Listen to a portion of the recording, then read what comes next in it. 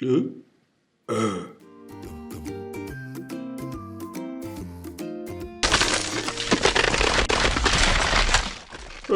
Story Box. Snowbell and the Skystairs of Lumenhill.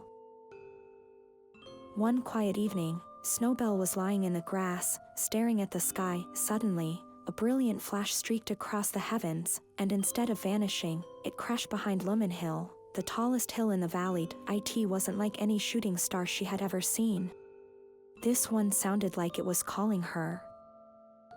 When Snowbell reached the hill the next morning, she gasped. Where the star had landed, there now stood a shimmering staircase made of glowing stones, spiraling up into the clouds. No one else could see it. Only Snowbell. Snowbell cautiously stepped onto the first stair. As she climbed, small sheep made of glowing light floated past her, each holding a paper lantern in its mouth. They nodded at her like old friends. Halfway up the staircase, Snowbell found a suspended pool of water, hovering in midair. It showed her reflection, but older, wiser, glowing like starlight. The mirror whispered, "You are more than wool and hooves."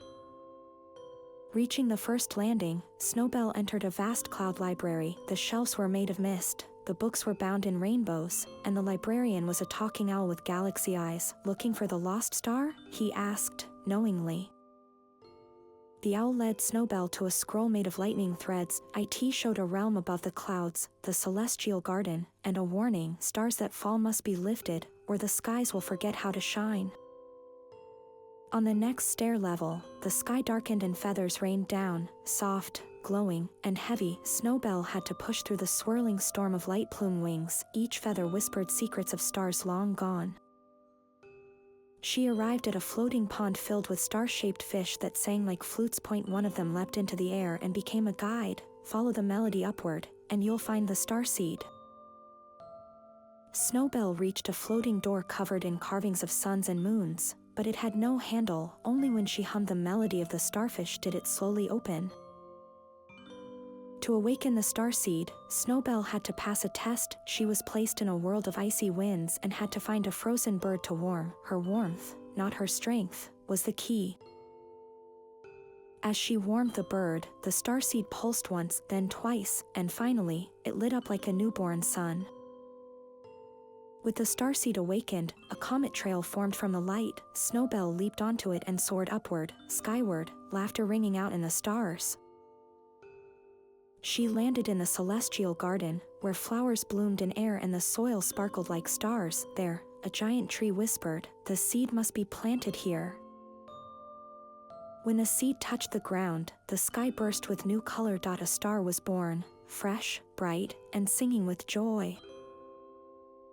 All the glowing lantern sheep from before reappeared, dancing around Snowbell. "You reminded the sky how to shine," they said. "Your wool carries the warmth of stars." A soft, glowing slide appeared, spiraling gently downward to her meadow. Snowbell looked one last time at the stars, brighter now because of her.